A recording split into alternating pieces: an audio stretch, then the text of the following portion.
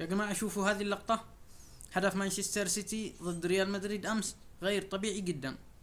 لاعب مانشستر سيتي برناردو سيلفا كان ماسك يد تيبو كورتوا بوضوح، يا أخي ماسك يد الحارس مانعه إنه يتحرك، وهذا الكلام كان داخل منطقة الجزاء، يعني داخل منطقة الجزاء أي لمسة بسيط تعتبر خطأ، فكيف إذا اللاعب ماسك يد الحارس ومانعه من الخروج؟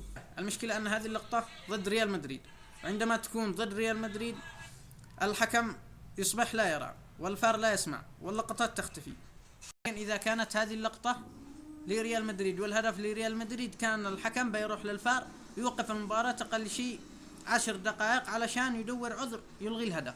والله يا جماعة أن الهدف كان المفروض ما يحتسب لأنه ظلم واضح.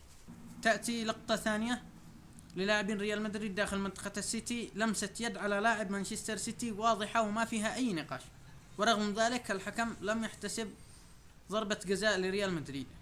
مباراة ريال مدريد ومانشستر سيتي ظلم في ظلم، وريال مدريد لعب ضد السيتي ولعب ضد التحكيم بنفس الوقت.